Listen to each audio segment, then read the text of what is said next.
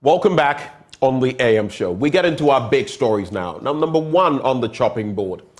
A year-long investigation by the Fourth Estate has revealed that the Ministry of Finance and the Ghana Revenue Authority have committed Ghana to a 10-year contract that would cost the country over $1 billion American dollars. The revenue assurance contract was first awarded to Strategic Mobilization Ghana Limited in 2019. The company claimed, among others, that it had saved Ghana over 3 billion cedis due to its operations.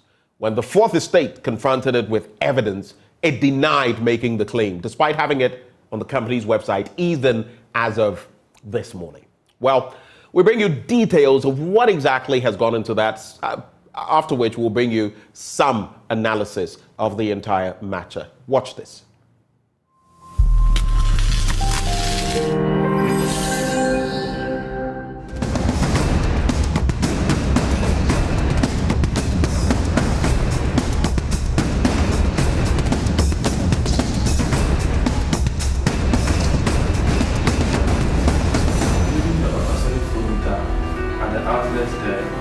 Not the best way to manage a time. In a control room in Tema in the Greater Accra region, officials of Strategic Mobilization Ghana Limited explained their services to the Fourth Estate News team. We have transistors which are engulfed in the ultrasonic clampons or the real sets.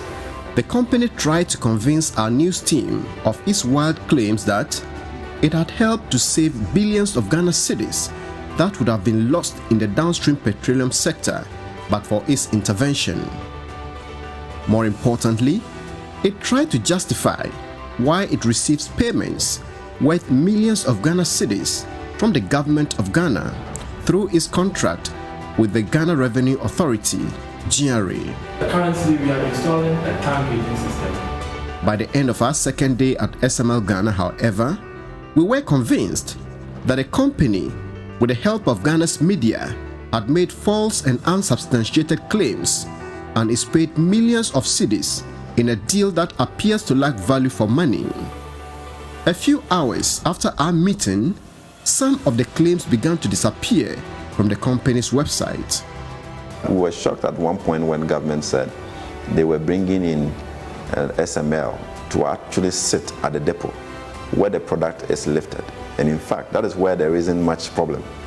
Because when the product is lifted, MPA is able to see, how much product has been lifted through their tank gauging systems and also the metering systems at the depot. So that was never the problem. The problem really was, how do you track it to where the tax is actually collected or is supposed to be collected for you to be able to make the money. So from day one, the importance of SML was questioned by all the industry players. You can talk to all the players in the sector and they will tell you that where SML is positioned, they cannot be doing revenue assurance for the state.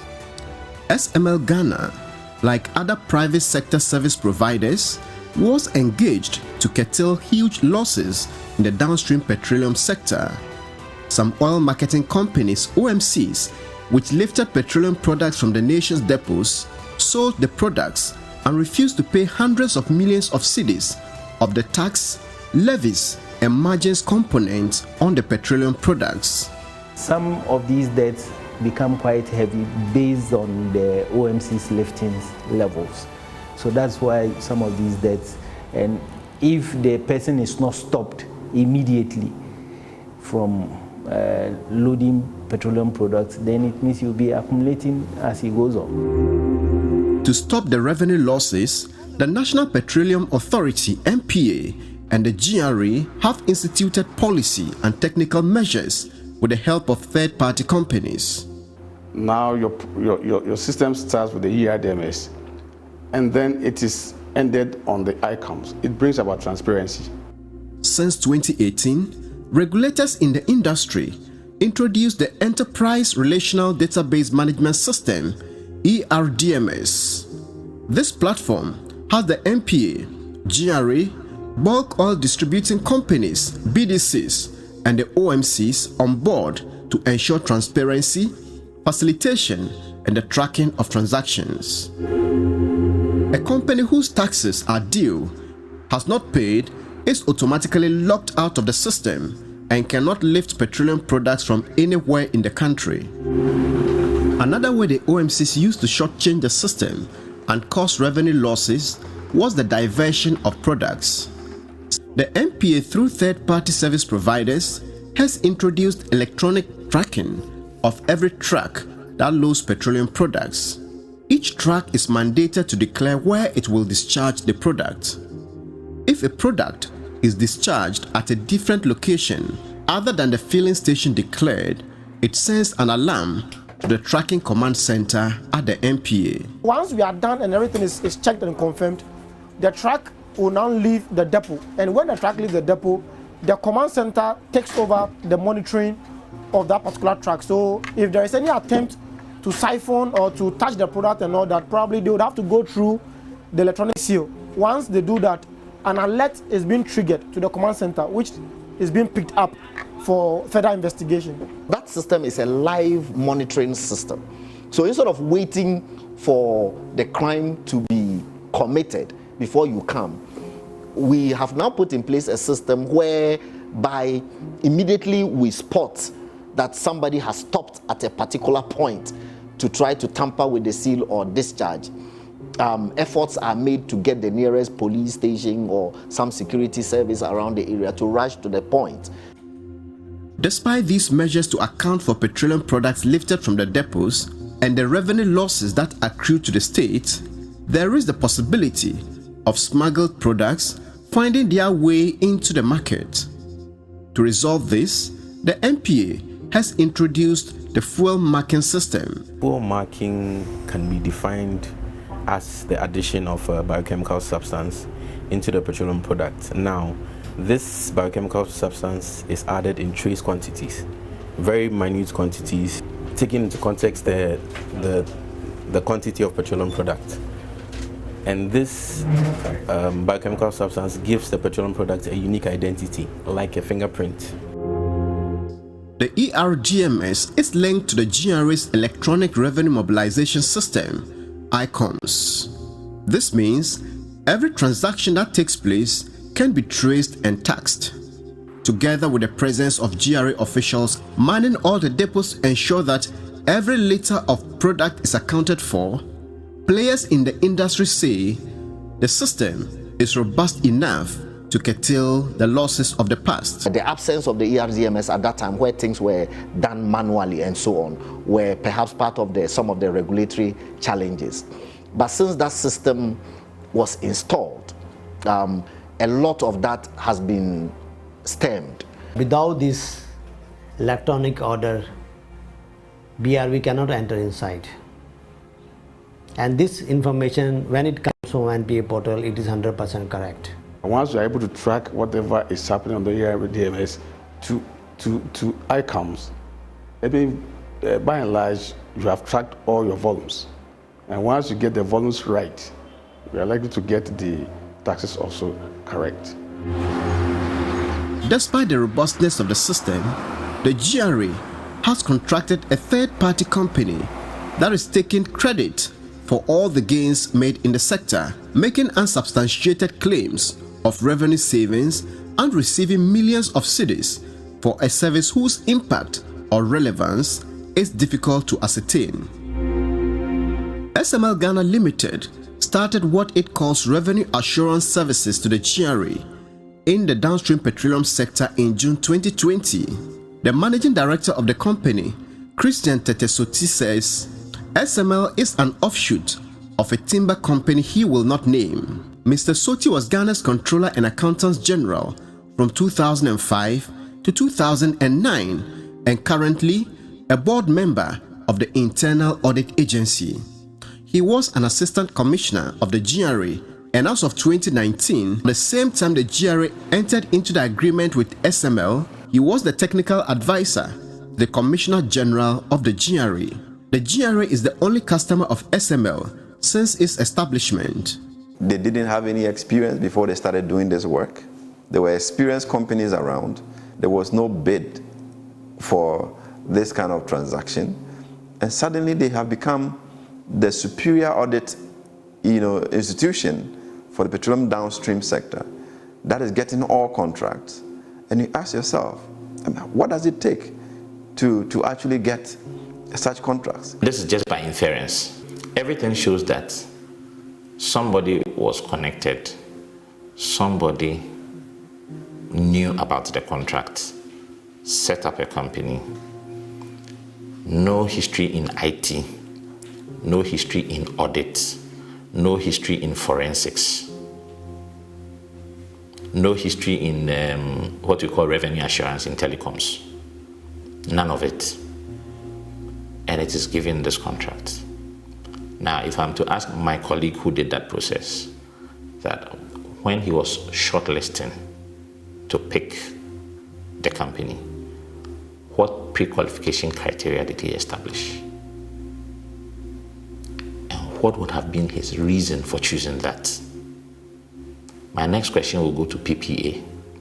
When the application came for approval, prior approval for single sourcing, what pre-qualification did they assess? What was the evaluation? What did the evaluation report say about the company and its capability to do the job? And on what basis was that approval given? Mr. Soti left his job as the technical advisor of the GRA Commissioner General in 2019 to manage SML Ghana in 2020 when the company started its operations for the GRA. SML has its flow meters attached to the pipelines at the depots and records volumes of products that flow through the pipelines and give real-time records of activities at the depots. Players in the industry say real-time reading of loading at the depots means nothing because tax or revenue are not collected in real time. Besides, those figures by SML are not used by the revenue authorities to collect taxes or margins. SML is being paid 5 pesos per liter for every product that is lifted from the depots. You do the simple math, that means they are paying in excess of about 21 million Ghana cedis every month, all right, for the work that they are doing. And that in itself is extremely questionable. What exactly is SML doing? What investment have they done to warrant the payment of such colossal amounts to them? The electronic seals that they have installed at the depots, if somebody wanted to give that contract and was minded about value for money, the first question that comes to mind is what investment is SML doing that actually warrants that they are paid over 20 million Ghana cedis every month? These electronic seals that they have, it's not going to cost you $1 million to procure. So why are they staying on by that one-time single investment and taking such colossal amounts of money from the state? So we have our team also on field, and they are collecting that data. They scan it and it comes straight to our data center. SML Ghana also scans the way bills that GRA officials at the depots receive for later references. Some sources within the GRA say the GRA officials can scan these documents if they are given the resources to do so. They do not need a third-party company to scan the documents they receive. We are taking up the responsibility that GRA has to be able to do that revenue assurance and give it to private companies. Because what prevents GRA from doing that one-time investment of ensuring that they can track revenues, even if they want to have a concurrent tracking mechanism with NPA to be able to satisfy themselves? SML Ghana also indicated that its contract has been extended to include measuring the volume of products in the tanks at the depots. Currently, GRA officials take measurement of the products in the tanks every morning and close of day. Potentially, and I use potentially advisedly, we consider it duplicitous. However, we have agreed that we want to meet with them and understand the real rationale for which they also want to do an automatic tank gauging system. It doesn't matter if their automatic tank gauging system is supposed to gauge the tanks at the depots, whilst our system gauges the tanks at the filling stations. Through these services, SMS claims that it has saved the nation billions of cedis of revenue that would have been lost through under-declaration and other anomalies in the downstream petroleum sector.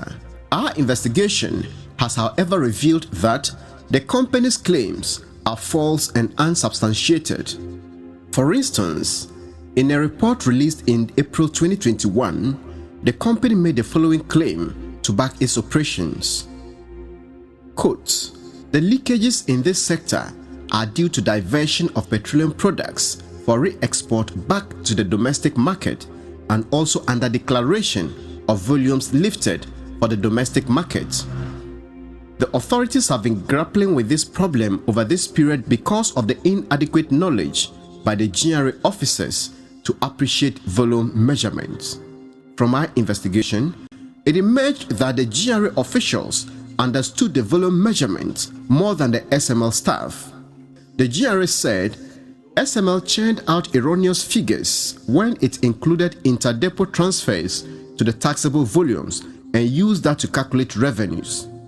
Petroleum products from one depot to the other cannot be used for tax purposes because it is only taxed when the product is lifted from the depot and sold to the public for consumption." Also on the website of SML, it stated its services as follows. Quote, "The SML digitalization of downstream petroleum product measurement has stemmed the tide of underreporting, diversion, and dilution of fuel products and general non-compliance in the petroleum sector. Officials of the Petroleum Division of the GRA expressed shock when we put the listed services of SML to them.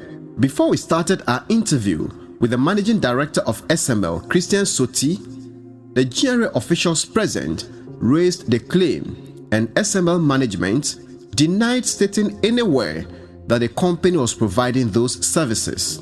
When we pointed the claims to them from the company's website, the Managing Director of the company said they were mistakenly put on the website. Oh no, we are not involved with diversion. We are only at the depot. If the thing is lifted, we don't know. It's GRA custom that will determine where it goes and they will follow us. We are not capable, we don't have men outside.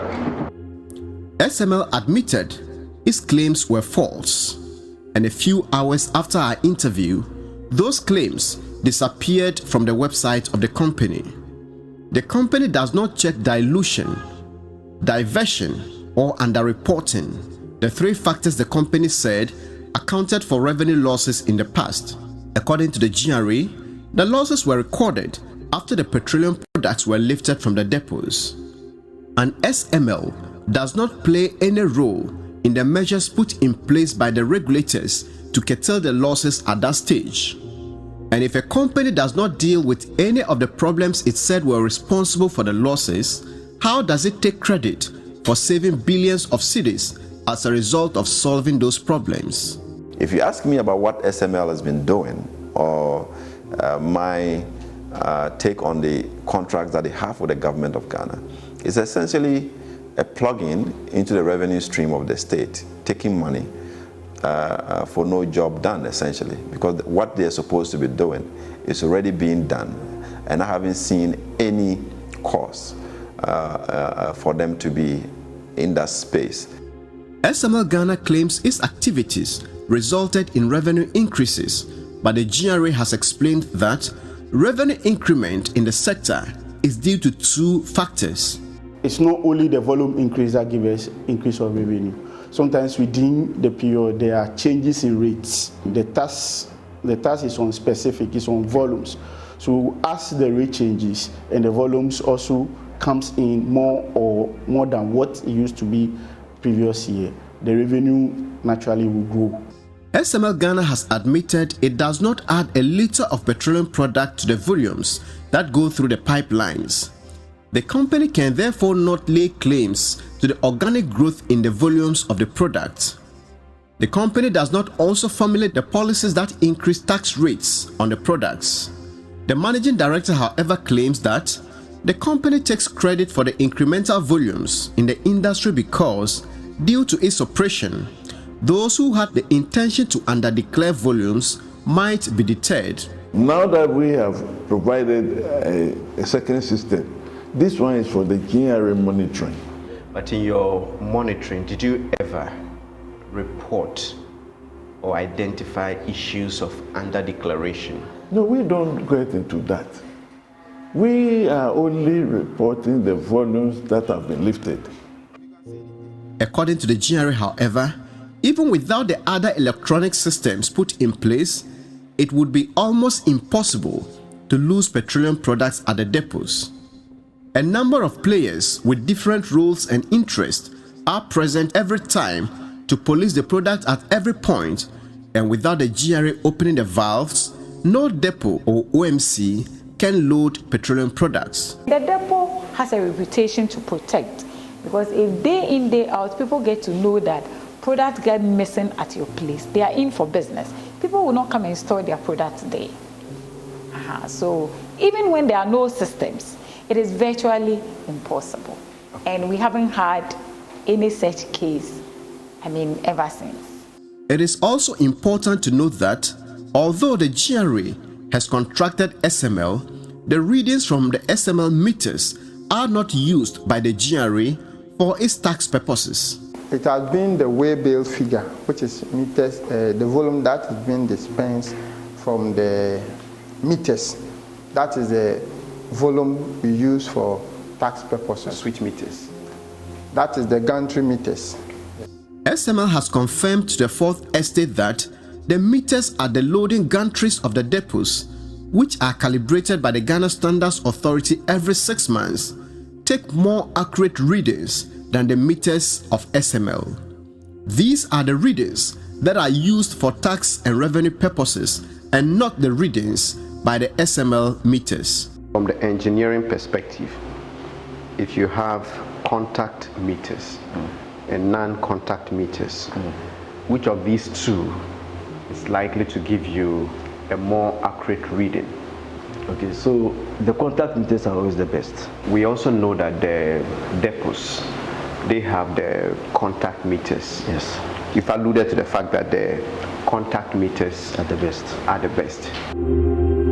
So, if the SML meters are less accurate and their readings are not the ones used for tax purposes by the GRA, can SML claim credit for the revenue increment in the sector? If you look at what NPA is doing tank gauging and also metering, it is even much more sophisticated than what SML is doing. On top of that, they also have tank tracking. They're able to track the volumes on every tank from the depot to the filling station. If all of that is not addressing the leakages that we do have, just having electronic seals at the depot wouldn't be a more effective way to ensure that revenue is actually generated from the downstream sector. The Fourth Estate also confronted the managing director of SML with the figures the company churned out as savings it made because of its operations. First was the claim in April 2021 that SML saved the state 1 billion Ghana cedis due to its operations. If you use the 2019 as a base, yes, yes, subtract this one, you get 1 billion for 2020. It's 800 million. Okay, about 800 million. Okay. The company started operations in 2020. From the revenue figures we obtained from the GRA, the difference in the total revenue from the downstream petroleum sector between 2019 and 2020 is 800 million cedis. If all the increment was attributed to the work of the company, it will still fall short of the 1 billion cedis it claimed to have saved. In February 2023, SML Ghana Limited again claimed that it had saved 3 billion cedis due to its operations. The company has admitted the services it listed on its website as curtailing irregularities in the sector did not exist and deleted them from the website. Even if SML was carrying out those services and all the incremental revenue within the period of its operations was credited to the company's efforts, the amount would be 2.4 billion cedis and not 3 billion cedis as it claimed to have saved. When we put these figures to the managing director, he made a shocking admission. That's why that 3 billion, I'm not. That's why I told you from the beginning. I said I don't know about this 3 billion. We cannot say your intervention saved 3 billion. No, I said 3 billion. I'm not. I've told you that I'm not aware, because when we were told about the publication, we even called the. As we speak this morning, still on your website. Yeah, that's what I'm saying. In fact, to be honest, I don't even know website matter. Despite evidence that SML Ghana lied about the services it renders to the state and the amount of money it claimed to have saved, the finance minister, Ken Ofori-Atta, this year decided that the company's contract should be expanded to cover the gold mining sector and the upstream petroleum production sector in Ghana. A contract cited by the Fourth Estate shows that SML Ghana is entitled to $0.75 per barrel of oil produced in Ghana. Ghana currently produces between 160,000 and 170,000 barrels of oil per day. The country is expected to add an additional 80,000 barrels per day from the Pecan oil fields, which is expected to be developed a little over a year from now.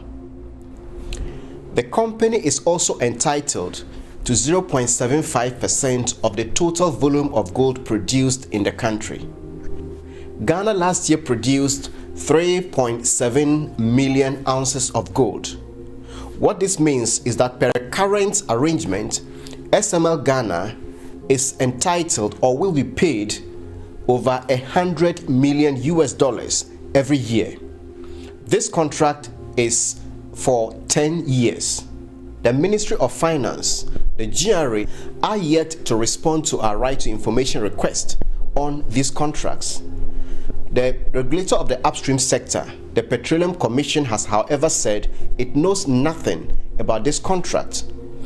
The Petroleum Commission also says it has no report on leakages or loss of revenue in the upstream sector, the reason this company is employed or contracted to monitor. Recently, Tullow, installed new metering systems that were calibrated by the Standards Authority. Is Finance Ministry saying that those metering systems went wrong, or is that the feedback they got from the Standards Authority that the meters that are already in place have problems?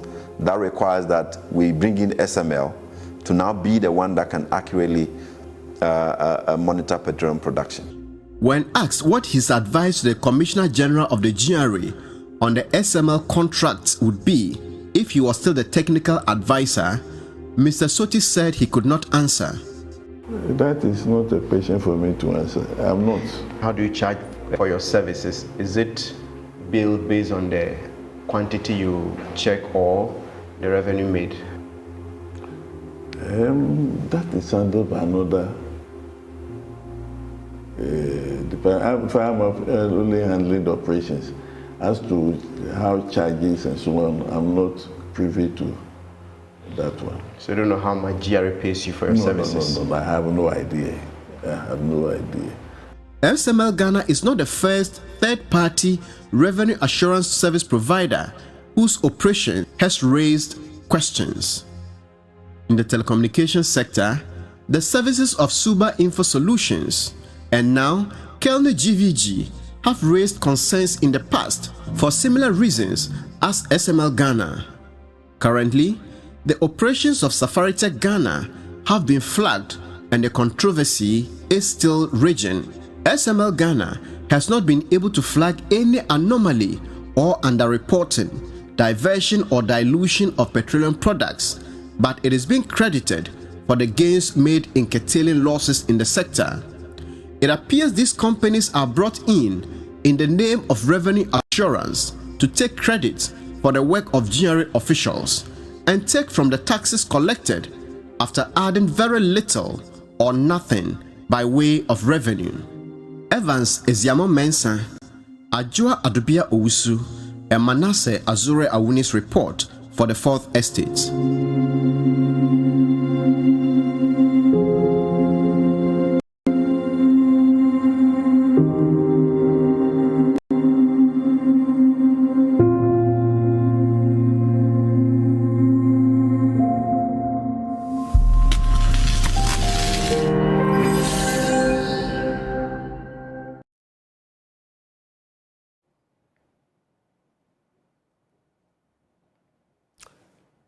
I have intentionally kept silent because it's still sinking in for me. What would you call it? A scam? A barefaced lie? Is the country in the grips of a thieving cabal? And how do we get out? Joining the conversation, Manasseh Azure Awuni. He is editor, The Fourth Estate. Later, we'll have Benjamin Boache join the conversation from ASEP's angle. Manasseh, good morning. Good morning. But just a bit of correction. I'm no longer at the Fourth Estate. I'm in school now. Right. I didn't catch the end. You say you're no longer with the Fourth Estate and you are? In school. Okay. All right. We'll talk about school later. For now, let's focus on the meat of the matter. Manasseh, I mean, this has given me goosebumps, goose pimples, and it wouldn't be the first time. Every time you get shocked and you get even more shocked. But I'm looking at the tail of the tape. I'm looking at the facts and the figures, and nothing seems to add up for me. But let's start from the very start. What got you sniffing on this trail and you know, exposing all of these things? Yes, the newspaper articles, but walk us through what went through your minds initially when you saw these claims and what road it led you down, to which end we have this expose. Okay,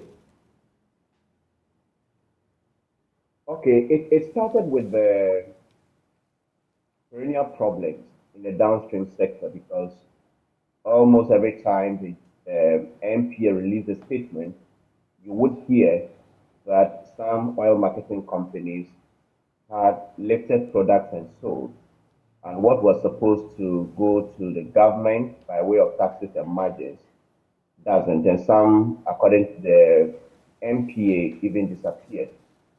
And the GRA also from time to time published names of oil marketing companies that were indebted to the state. So the initial idea was to do a comprehensive documentary to understand why the problems were there and what was being done to curtail these problems. And so we started from the MPA, which we knew was doing a lot in that sector. And then later, they made certain references that drew attention to the GRA, that the GRA, they are mainly in charge of the tax component of it. So that's how we decided to go to GRA. And then we had access to almost all the systems and the measures put in place, and came across one company which has been about the loudest in the sector. But as we found out, it is not solving any of the problems identified: diversion, underreporting, dilution, or even people lifting and not paying. This company isn't involved in detecting any wrongdoing, and they actually admitted that. So that's how come the focus was on SML Ghana. How curious did you find it? Because you look at the work of the GRA, the MPA itself, depot officials, like you've mentioned, and there's a plethora of other groups that have been brought on board. There's the ERDMS, there's Nationwide Technologies Limited, there's Rock Africa, even outside of the work of SML. And all of them are supposed to be doing something. Some of them are. But how curious did you find it that, per this report, the GRA, the MPA, the depot officials were practically in control, yet we had to bring in the SML? Well, Andy, I think one of the problems has been that if you don't go into this system, you may be tempted to think that officials or those customs officials or GRA officials know nothing or they are not doing any work. This documentary exposed me to the fact that the customs officers are working so hard. They are at every depot, climbing the tanks every morning to gauge, ensuring that no truck leaves without having gone through the ERDMS and all the systems. So it is one thing that I discovered that sometimes the excuse is often created that the state officials, customs, GRA are so inefficient that they bring these people. And this company even made a claim that the problems existed because of the lack of understanding of volume measurement by GRA officials, which to me is a bit unfair to the hard-working officials of the Ghana Revenue Authority, especially the customs division in this deal. But the question is, why do we need third-party companies? We bring them in, according to the experts, when there are things that the existing systems cannot resolve. If there's a technology that is not available or cannot be used by the GRA, then it makes sense to bring them. In the case of SML, we struggled to find what it was that the GRA couldn't do that they were brought in.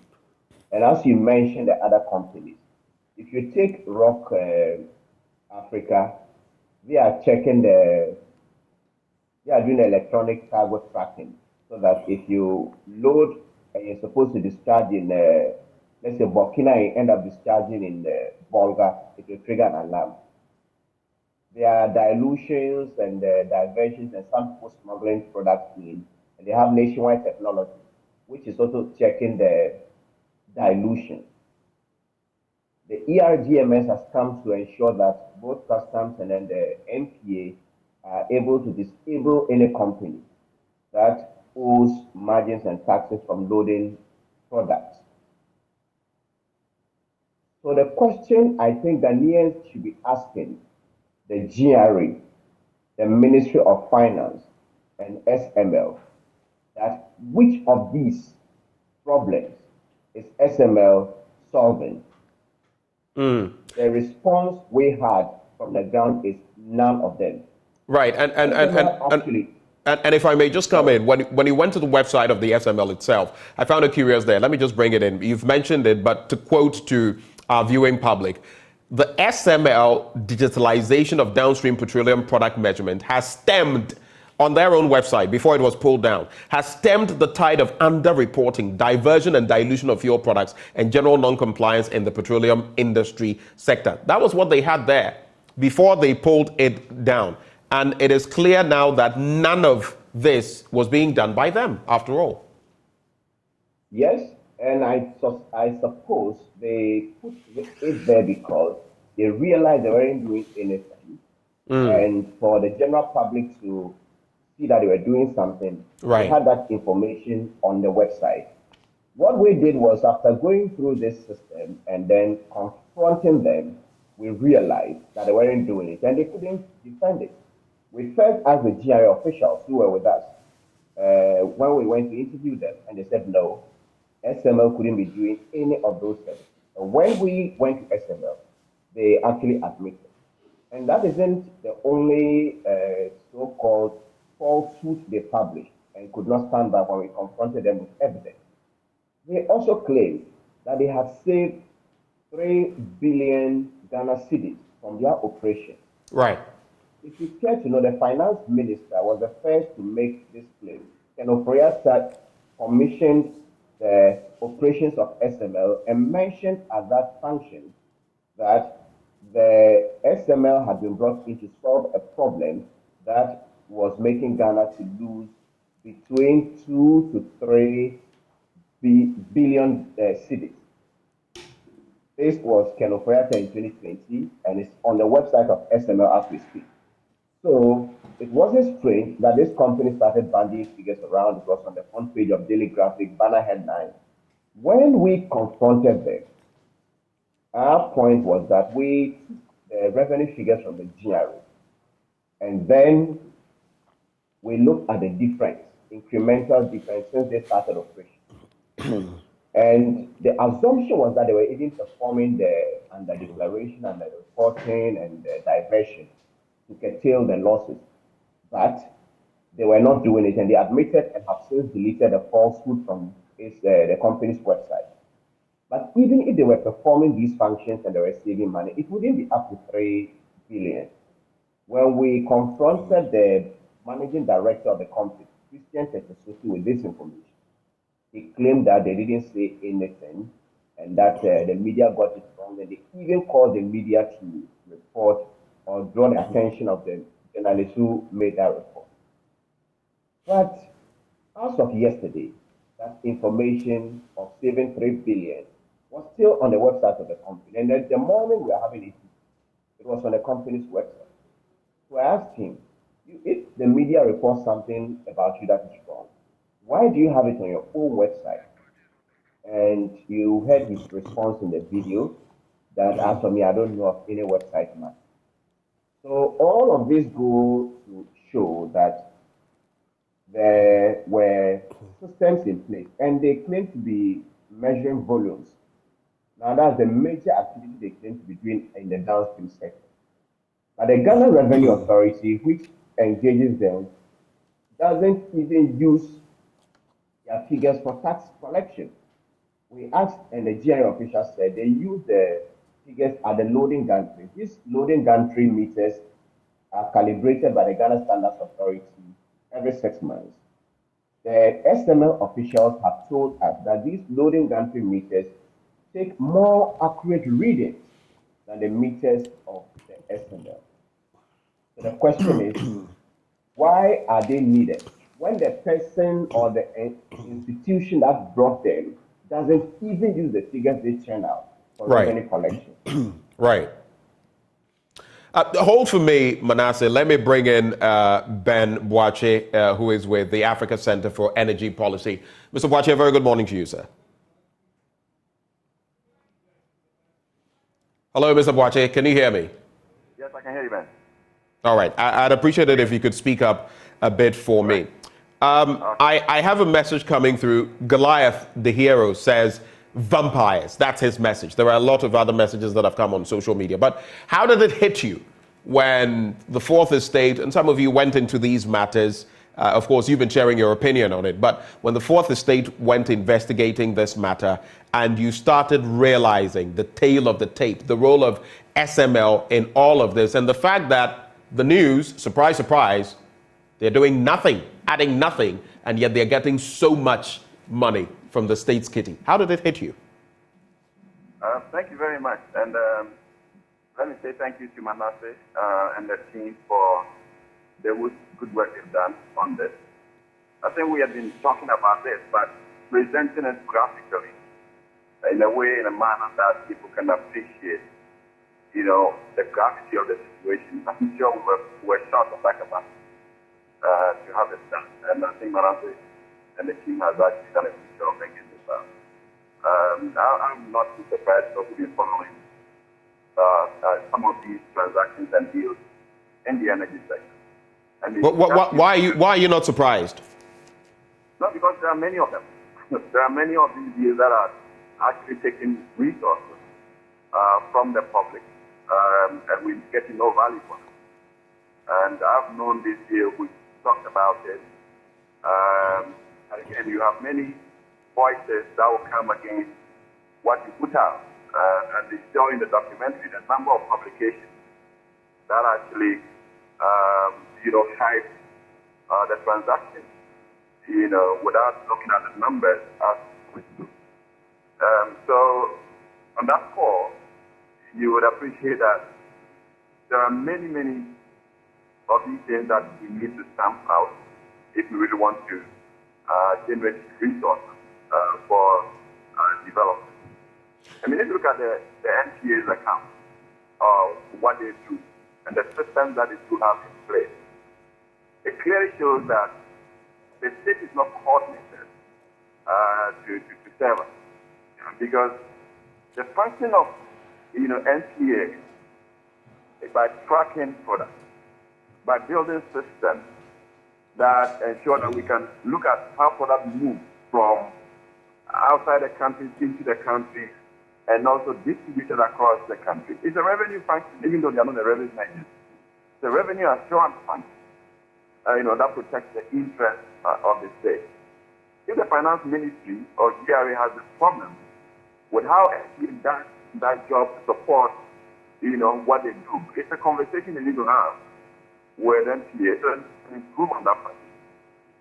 And to even reveal that what NPA is doing is far more superior than, the intervention that the finance ministry and GRA is bringing in, raises a fundamental question about what the interest of Ghana really looks like and how do you define it before you create such an intervention. And that brings one conclusion, that people are just trying to create a certain avenue to generate resources for themselves. Okay, so you say people likely were just lying to create avenues for, let's put it bluntly, looting. But let's disaggregate all of this. Where would you, because look, you have the NPA in there somewhere, apart from all the others, Rock Africa, Nationwide Technologies, ERDMS, and the SML. The governmental bodies involved, you look at the NPA, it's in there. The GRA is in there. There's the Ministry of Finance. Now, in terms of complicity or otherwise, I'm not necessarily saying all of them are complicit, but we do know that Ken Ofori-Atta, the Minister of Finance, has himself said that, concurred with SML, that they've saved us billions of cedis and billions of dollars, in fact, when the reality is that they've saved nothing, so to speak. Or it's a paltry sum, a far cry from what they are saying. But where would you lay complicity? Because again, one point that is made, GRA officials, when they were confronted with what the SML was claiming to have done, were in surprise. But how could all of this have gone on the blind side of all of these institutions? Where do you lay the blame? Where do you think this emanated from? So I think that's where the problem emanates. I mean, how do you diagnose a problem to arrive at a solution? All right? You don't just assume that something is going amiss. When there are people who are working, to ensure that products move, and we can account for the product movement, those are the people you engage, first of all, to be able to determine whether something is amiss or not. There has to be a coordinated effort in arriving at that conclusion. You cannot bypass NPA in determining whether there are product losses or not. All right? You cannot bypass national security in ensuring that we can track products and how they move across the country, because they are part of the agencies that actually operate in that space. There is Navy, there is BOS, also another state agency.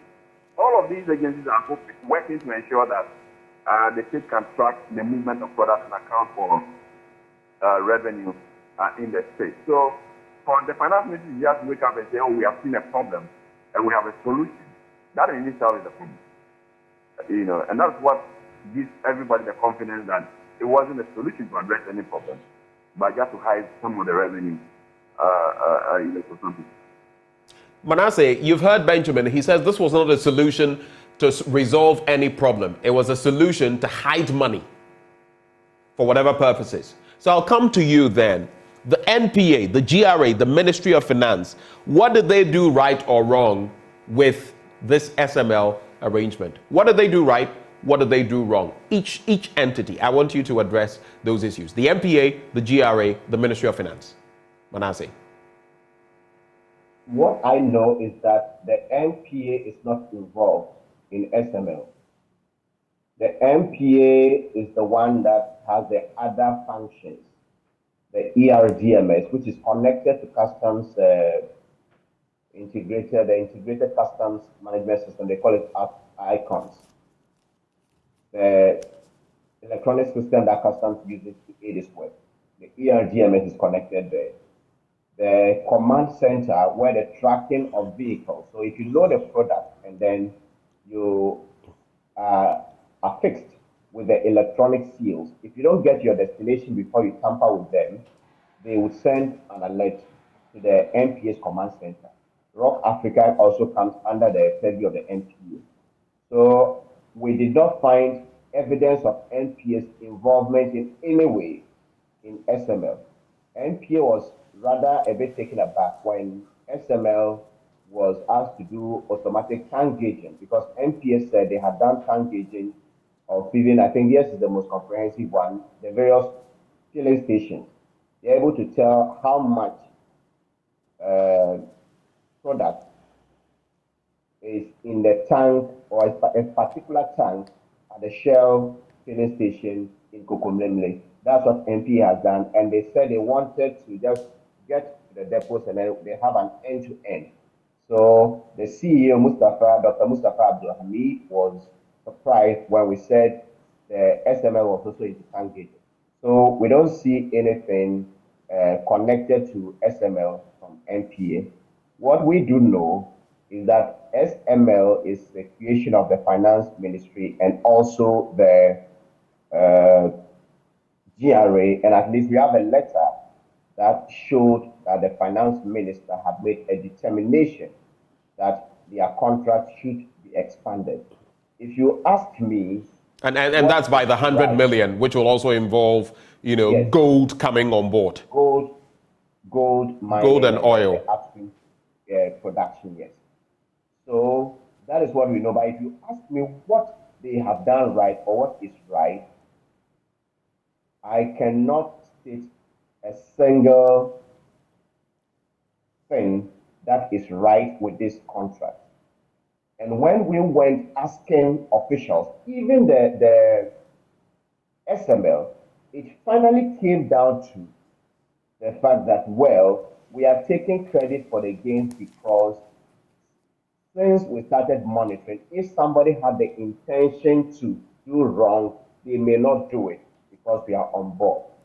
And then we ask, have you ever detected any wrongdoing? And they say, we don't go into that. So I struggle to find a single, just one advantage that the operations of SML has brought on board. That is not already happening. The major thing they claim to be doing now, actually two, apart from the tank gauging, which NPA has issues, the major things they are doing before the coming on board of the new contract has been the measurement of volume that pass through the pipes at the depots. And they told us that the loading gantries meters take more accurate reading because they are contact meters. And the person or the entities that engage with them is not even using their figures. So why are they there? They also claim, they also scan way bills, which the GRA officials collect as part of their duty. So they take their way bills, they give it to SML, and SML will scan. So we ask the GRA, so is this something that the Ghana Revenue Authority, the customs officials, and some of them are experts in IT, is this something you cannot scan? You take a way bill. So Joy FM, let's say, has a business with somebody, and then you do generate way bills. Then you go and contract another entity, pays them so much just to scan the way bill. The GRA officials told us that, look, if they were given the resources and asked to do this, they could do it. So if you ask me a single thing that is right, I'll struggle. And then the gold mining sector, we spoke to experts in the industry who said, look, at the gold route in the various mines, we have GRA officials and also PMMC officials. The GRA officials ensure that taxes are assured, and the PMMC officials are the assayers for the government. They take the whatever gold that is produced to their labs to test and know the percentage of gold or actual gold in each bag. So this expert says, if you are bringing someone in, are you saying that you don't trust the GRA officials there? You don't trust the PMMC officials there? So are you going to take them out and then replace them with SML? Of course, if you are talking about trust, we have evidence that this company itself is peddling falsehood about savings it made to the government and actually couldn't stand them when we produced evidence. It's peddling falsehood about the services it is renting. Can you blame them? Can you blame them, Manasseh? Because the finance minister himself, who should know better, also regurgitated that. Can you blame them? You can't, can you? Well, everybody has their responsibility. We are all in this state. So the private sector and even the government officials should all take the responsibility. But the question experts are asking is, so when you come to the gold mining sector, are you going to take out all the state officials that are there? And I'm told that the gold, when they are going to refine it from the factories, security helicopters manned by security come to pick it from the mines. And then you have GRA, customs officials, sitting in every helicopter to ensure that the interest of the state is protected at every level. So the question is, are they going to take all these officials out? If no, what is SML coming to do that GRA officials, customs officials aren't doing at the mines? Why are they coming to do that PMMC isn't doing? So from the experts, they say no, there isn't any work, but these officials are just coming into, or this company is coming in to just make money. And the contract we cited said that they are going to take about, they are going to take 0.75% of mineral production. Right. That's the gold production. And that is so much money. That deal alone is in the range of $50 million every year.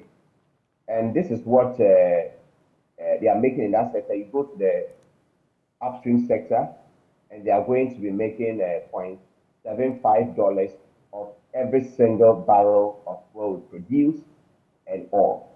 So the question is, what are the officials doing wrong that this company is coming to correct? Okay, we know that in the downstream sector, they haven't corrected anything. Manasseh, I want to move on to Benjamin. So just clarify for me, just give me a straightforward answer. You're saying that as far as you are concerned, you can recuse, you can excuse the NPA. They are not even in here. The GRA, they are doing their bit, and with the right resources, you mentioned the waybills and the rest, they'll be able to, take care of the entire system. So you're laying the blame wholly at the doorstep of the finance ministry, right? That is not what I'm saying. So clarify. So if you go through this arrangement, it is a contract signed between the GRA and then finance ministry on one hand, and then the SML on the other hand. That we get, but you've broken down the work of the GRA, and I'm saying, so as far as the GRA is concerned, do they have any culpability in here, or is it squarely at the doorstep of the finance ministry, or are both of them liable? GRA, what we determined or what we saw on the ground is that officials of the GRA are capable, and they are doing really hard work at the depot. That we saw for ourselves. But this is a management decision. So if there's any culpability, if there are people who should be answering questions, it should be the management of the GRA and also the finance ministry. I mentioned the finance ministry because the letter we saw actually said that the honorable minister has determined that this should happen. And looking at our system, we are asking, so if the honorable minister determines that this should be done without even consulting, let's say, the sector agencies, because we wrote to the Petroleum Commission, which says it knows nothing about this contract. If the finance minister says this should be done, can the GRA say no? If they say no, what are the consequences? So I'm not saying that GRA should not be answering the question on this contract. Okay. But just to draw the distinction that the impression created that the GRA is incapable, that the custom officials we have are empty heads, they don't know anything. That impression is not true from what we found on the ground. Okay. They are working really hard and they are making impact, which SML is actually taking credit, because if you ask SML, if you ask GRA, if you ask the finance ministry, what exactly that SML is doing to revenue that wasn't there before they came in, you will not get a single answer. Right. Because the company itself has backtracked on what it claims to be doing. Right. Hold for me, Manasseh. Thank you for that clarity there. So yes, the GRA has its own questions to answer, and the Ministry of Finance especially. Now you look at these sums over here. Looking at the contract expansion, the $100 million that SML stands to gain, and per every amount of gold that is going to be brought to bear, 0.75% of the total amount of gold. Like we said, $50 million in one instance, another $50 million. You're looking at about $100 million. And we're saddled with this for 10 years. 10 years. Tied to the apron strings of the SML. Benjamin Wache, looking at everything that we've elaborated on, I like calling a spade by its proper name, a spade. Does it smack of fraud? Is this fraudulent?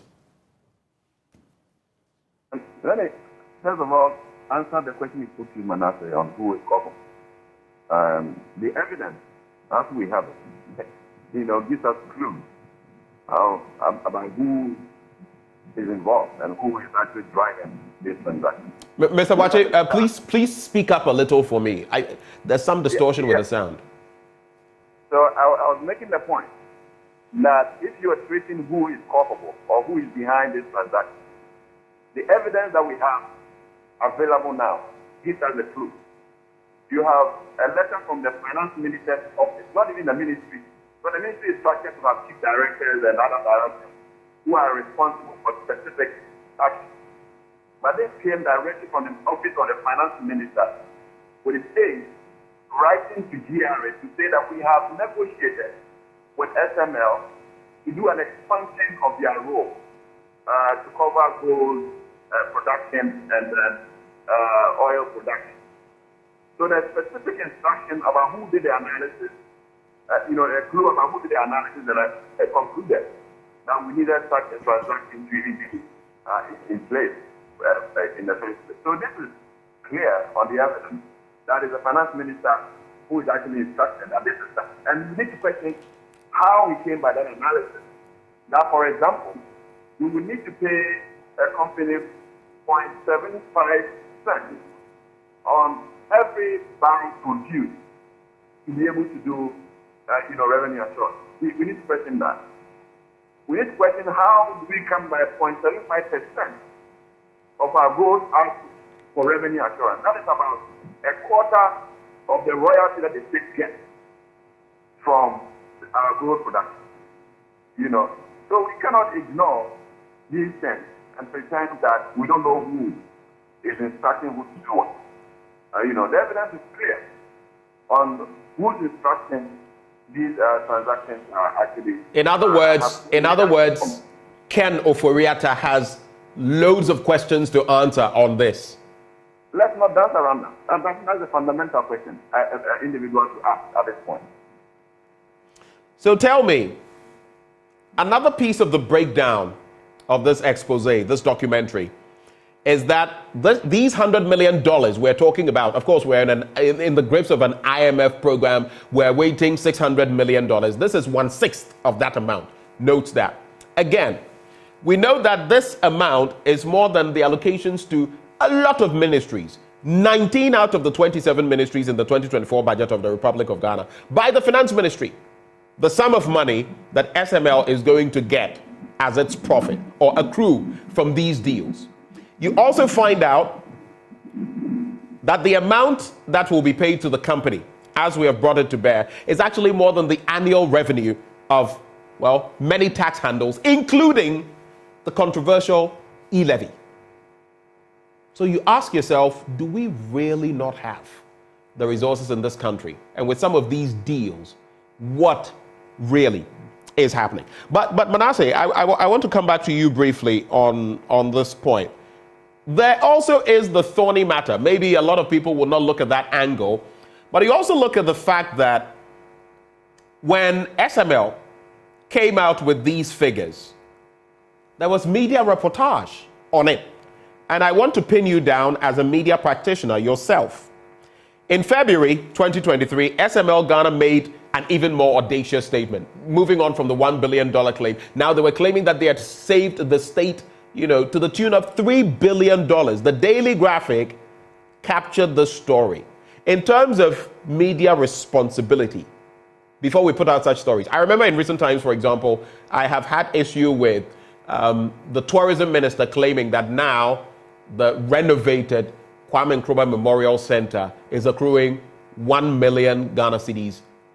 Is it a day or a week?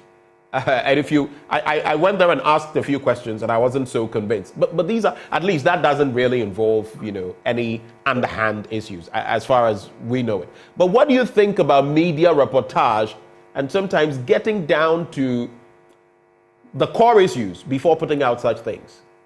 Let's hit ourselves. Let's hit home. Manasseh.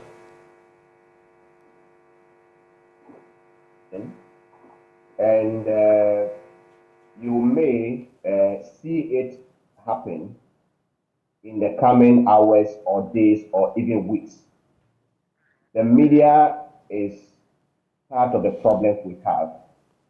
I remember that a day after going to interview SML, I had journalists telling me, why are you worrying our people? And I said, who are your people? So my people say, you came there, you are just worrying them. I said, who are your people? And they mentioned SML. So the question is... Journalists from where? I'm unable to, I will not mention names, the media house, but they are journalists that I know personally, and they may be listening to or watching this show because I know they have so much interest in SML. The question you asked is very legit. When I read the story, I expected to see a justification for this audacious claim that $3 billion would have been lost but for SML operation. The next logical question you should ask is, how was the state going to lose it? How much was the state making and how much are we now making? That says that, okay, you have saved $3 billion that is supposed to be lost. So if, for instance, you saved $3 billion, if we're making $3 billion, then it supposes that we were supposed to be making $6 billion within a period. And because of because you were not there, we're getting only like $3 billion in the period. So when you come in, then we make like $6 billion from nothing. They say, okay, we could have made, or if we're not there, we're supposed to make $3 billion, but because we have come, this is how much. So mathematically, things don't add up. Logically, things don't add up. And you read the story and you are not able to find how this company saved this amount, yet it was a prominent story that made it to the front page for the banner headline of the most respected newspaper in the country, the Daily Graphic. The question is, if people tell us this, how do we interrogate them before we go publishing the story? And sometimes these companies, when they know that they are not doing much, they tend to use the media to make so much noise. And sometimes what they do is that they create the impression that players in the industry are dishonest, they are stealing. They create the impression that the state agencies that are put there to serve our interests are very incapable, I have already spoken about the fact that, look, we went to the field and we know the work GRA is doing. And GRA could do anything that this company claims to do. But you still have journalists putting out these figures. And what saddens me is that it's not the only time, because we've had a Super Info solution. The GRA Super Info solution, we do revenue assurance in the telcos. It emerged 10 years ago that they were not doing anything. They were only taking the figures that the telcos produced and then turning it out as what? Monitoring. Then it came to AfriWave, Tell Me GVG, now the latest has been Safari Tech.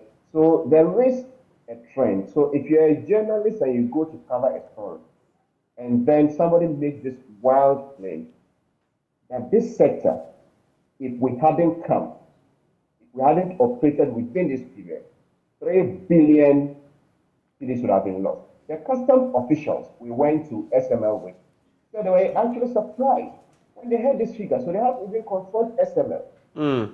So SML is telling the Ghanaian journalists who reported this that they got it wrong. That they didn't say that at all. Yeah. Thankfully, it is on their own website, so we cannot say that the media reported what SML did not say. But what we can say is that journalists should stop being an extension of the communications or public relations unit of private agencies, especially those whose operations raise a lot of questions. All right. When we do that, we undermine our own integrity and our importance. We help them to run down the state institutions. We help them to create the impression that the sector companies are fraudulent and they are coming in to police them.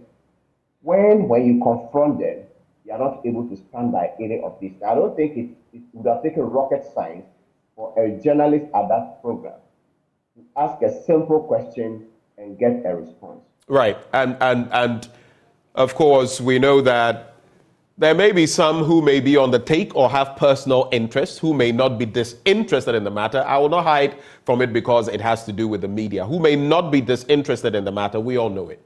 And may put something else for personal benefit. But to what end? The final bit I want to put to both of you. I'll start with you, Benjamin Wache. So what happens from here? Ken Ofori-Atta in the middle of this picture once more. Daylight robbery? You tell me. There's the Office of the Special Prosecutor. As for the Attorney General, I don't know whether we can expect anything from there. But there's the Special Prosecutor. What would you say is the way forward on a matter as damning as this? Looking at the work of SML or the lack of it, then this contract expansion to even cover our gold. We have $100 million at stake, and we're going to be tied to them for 10 years. What is the way forward? Special prosecutor, what happens to Ken Ofori-Atta? 1.5 minutes each. Gentlemen, we have to wrap this conversation. I'll start with you, Mr. Benjamin Wache. Yeah, but I think, somehow official complicity has to be investigated. I don't know who will be interested. Special prosecutor is an option. The president himself might want to set up a committee that is representative enough for civil society, academics, involved to look at how decisions are made and perhaps extend it broadly to some of the energy sector problems that we have, which is essentially bleeding the budget and creating more debt for the country. So we need to have that sort of investigation into how decisions are made, but also narrowing it down to the specific one and get those involved to answer for what they have done, what we have lost, and what we're almost about getting into. And I'm not sure the oil production, tracking, the monitoring, or whatever it is, and the gold would proceed. I cannot proceed because you cannot justify it. You can't see the merit in those two additions that they are actually doing. But we need to get to the bottom of it. Kind of arbitrariness that happens in ministry. So in a nutshell, we have to go. You want the OSP to get into this, right? No, of course, OSP will be, an avenue. But I'm saying that it is at the discretion of the president also to want to show interest in investigating some of these matters and how they affect governance board. Right. Thank you, Benjamin Boakye. Manasseh, you have the final word. 1 minute. I think I perfectly agree with what Mr. Boakye has said.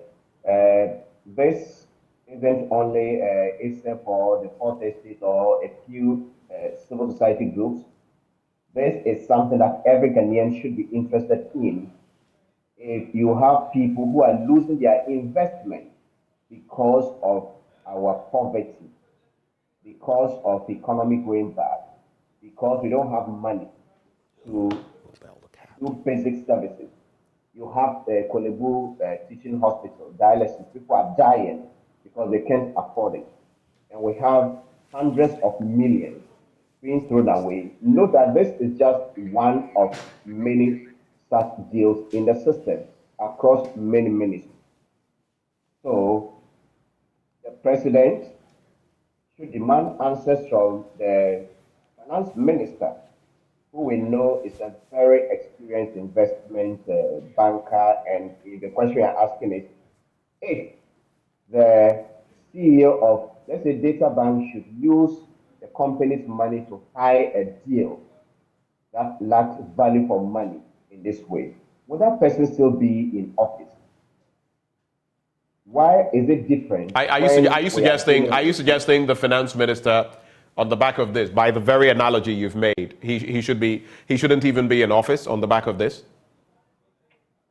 It would be for Ghanaians to decide, but for me, if you are a finance minister, you are supposed to protect our interests in deals like this. So if we don't have that interest being protected, you are working against the interest, especially when you look at the arrangement. This contract is not in the interest of Ghanaians. So if you deserve to be in office, you shouldn't be doing deals, signing or approving contracts. And if he was misled, as we are often told, then whoever misleads him should face the law.